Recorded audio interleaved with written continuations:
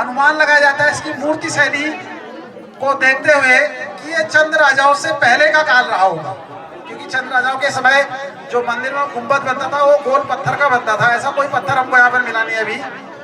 तो ये चंद राजाओं से पहले का रहा होगा, यानी काफी पुराना रहा होगा। और ये भी हम नहीं कह सकते कि यहाँ से ईडिया कोट नाम से इसको जानते हैं, तो ईड़ा हमारे यहाँ पर 2 जगह है, ईड़ा बारखा में, ईड़ा सल्ट में है। हो सकता है कि यहाँ के लोग ईड़ा सल्ट में बसे हों या सल्ट के लोग आके यहाँ बसे हों, किसी कारणवश यहाँ से पलायन कर गए हों। जैसे कि आजकल आप देख रहे हैं पलायन कर रहे हैं, कई बस्ती से बस्ती खाली हो रही है। ये एक मानव का स्वभाव भी होता है कि वो जहाँ पर रहता है वहाँ पर खुश नहीं रहता है, उसको हमेशा दूसरी जगह देखने की लालसा होती है। इसी लालसा के कारण पूरी पृथ्वी की खोज की। कोलंबस ने भी यही लालसा की देखा, देखें क्या होता है। वास्को डी गामा ने भी यही सोचा था कि क्या देखें क्या होता है आगे करके। तो इसी प्रकार से जाते आते रहे। तो यहाँ पर देवी की मूर्ति स्वयंभू यानी अपने आप प्रकट हुई है, किसी ने उसको बनाया नहीं है, बल्कि यहाँ पर अपने आप माँ भगवती की मूर्ति जो हमारे पूर्वजों को मिली है उसी रूप में हमने उसको संरक्षित किया है।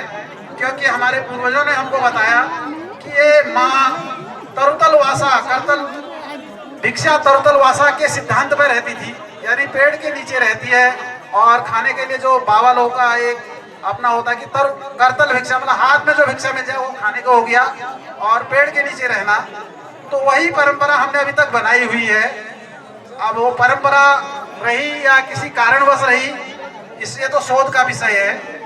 बहुत सारे लोग इस पर शोध भी कर रहे हैं। अभी बीच में हमारी पुरातत्व विभाग की टीम भी यहाँ पहुंची थी, उनका कार्यक्रम भी अपनी ओर से चल रहा है। देखिए भविष्य में होता क्या क्या है, क्योंकि सभी लोगों की एक भावना होती है कि यहाँ पर मंदिर बने। आपकी भी है, मेरी भी है, लेकिन बने कैसे, उसके लिए क्या हम आर्किटेक्चर से डिजाइन करें, कहाँ पर बनाएं, क्या बनाएं। कई चीजें होती हैं। किसी काम को करने से पहले अगर उसके दुष्परिणामों के बारे में सोच लिया जाए, फिर ये आस्था का विषय है। आस्था पे छेड़छाड़ करना इतना आसान नहीं होता है। तो इसलिए अभी हम लोग भी विचार कर रहे हैं, सभी लोग, आप लोग भी जो हमारे व्हाट्सएप ग्रुप बने हैं इस पर अपने विचार डालिएगा कि मंदिर अगर किसी ने सुना हो बुजुर्ग लोगों से कि क्यों नहीं बना, क्यों बनाया। इससे पूर्व तो यहाँ पर कोई कुदाल भी नहीं लगाते थे, हम रास्ता भी नहीं बनाते थे। एक बार रास्ता पत्थर से चिना था, बीच में सन 2001-2 के हेरफेर में जरा सा यहाँ पर हल्का फुल्का निर्माण कार्य किया। उसके बाद अभी जाके इसमें कुछ थोड़ा बहुत काम हो रहा है, क्योंकि कोई जो हमारी वो प्राचीन आस्थाएं होती है उन पर छेड़छाड़ नहीं करना चाहता है। उसके पीछे दैवी डर भी होता है कि हम अगर ऐसा करें तो भगवान हमको ऐसा कर दे, क्योंकि संसार को चलाने के लिए डर बहुत जरूरी है। श्री राम चरितमानस में कहा गया है, भय बिन होत न प्रीत। जब तक डर नहीं होती है तब तक कोई उसकी प्रार्थना नहीं करता है। हम भी भगवान से इसीलिए प्रार्थना करते हैं, हम जो बैठे हैं इसीलिए प्रार्थना करते हैं कि हमारा सब भला हो, कोई बुरा ना हो जाए। बुरा होने के डर से ही हम प्रार्थना करते हैं। तो ये चीजें तो सारे अभी संगीत हमारे भजन संध्या में भजनों के माध्यम से भी हमारे संगीतकार महोदय आपको अलग अलग छंदों में अलग अलग चीजों में इनको समझाएंगे। तो ये ईडिया कोट माई का ऐसा यहाँ पर जो संक्षिप्त रूप से हमें मतलब सुना, ये कोई लिखित नहीं थे हमारे पास कहीं पर, लेकिन सुना हमने पूर्वजों से, वही आपको मैं भी इसको बता रहा हूँ। ईडिया कोट मंदिर की गुफाएं हैं, गुफाओं के नाम से भी ये प्रसिद्ध है। यहाँ बहुत सारी गुफाएं हैं। एक मुख्य गुफा जो मंदिर के पास से खुलती थी और नीचे पहला सिंह जी के घर था, उसके सामने से वहां पे से खुलती थी। तो लोग कहते थे कि ये नीचे नदी से ऊपर चोटी तक आने का रास्ता था, और ये रास्ता इसलिए था क्योंकि यहाँ पर जो राजा थे वो पाषाण काल के थे। पाषाण काल का मतलब जब पत्थरों से युद्ध लड़ा जाता था। तो पाषाण काल में अपनी सेना को और अपनी प्रजा को सुरक्षित रखने के लिए राजा ने, क्योंकि टेक्नोलॉजी उसमें भी कुछ ना कुछ रही होगी, तो अंदर ही अंदर गुफा बनाई, और उस गुफा के माध्यम से वो पानी लाते थे नीचे। वहाँ पे एक गहरा, हमारे यहाँ उसको रॉ बोलते हैं, पानी का तालाब जैसा है, तो है वहाँ पर पानी, वहीं से शायद लाते होंगे, ये हम अनुमान लगा रहे हैं। और उस गुफाओं में कई जगहों को बीच बीच में से बटी भी है। हो सकता है वो अलग अलग बाखली जैसे हमारे आज में है वैसी बाखलियों के लिए बटी हो, क्योंकि बीच में भूस्खलन या रख रखाव के अभाव में गुफाएं जगह जगह पर बंद भी हो चुकी हैं। वर्तमान समय में तो मैं उसमें जाने की सलाह किसी को नहीं दूंगा, क्योंकि वहाँ जंगली जानवर 24 घंटा उन गुफाओं में रहते हैं, कभी कभी दिखते भी हैं उन गुफाओं में। केवल ये पुरातात्विक सर्वेक्षण वाले अपने उपकरणों के साथ ही उन गुफाओं में जा सकते हैं। इसके नीचे एक सबसे ऐतिहासिक स्थान है जो कि प्राकृतिक है, नीचे भेगोम कहते हैं हम उसको, भे महादेव भी कहते हैं। तो वहां पर एक झरना है, झरने के ऊपर एक बहुत बड़ा पठार टाइप में है, चट्टान टाइप में है।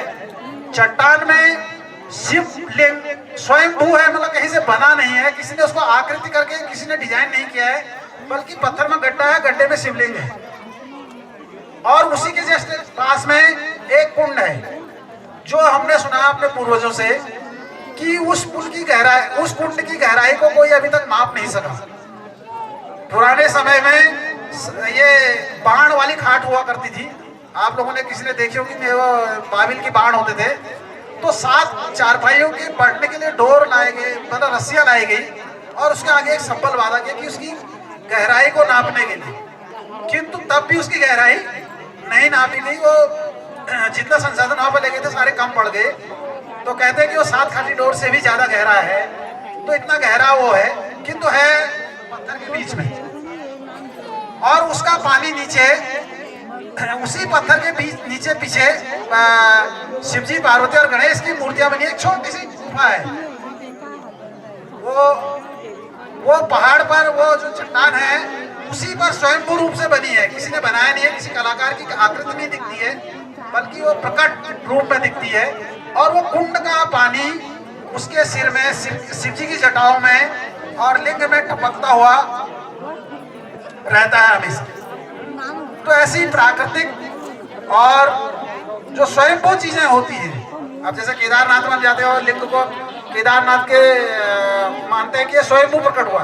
बद्रीनाथ जाते हैं तो कहते हैं कि ये स्वयंभू प्रकट हुई, बाद में कभी कुंड में फेंकी, कभी उसको शंकराचार्य जी निकाले, स्थापित किया। तो हमारे पास तो यहीं पर सारी चीजें मौजूद हैं, बस आवश्यकता है आज रख रखाव करने की, प्रचार और प्रसार करने की। क्योंकि हमारे इस स्थान का जो अभी हमारे उल्लेख नहीं हुआ है, इसका कारण रहा प्रचार और प्रसार ना होना।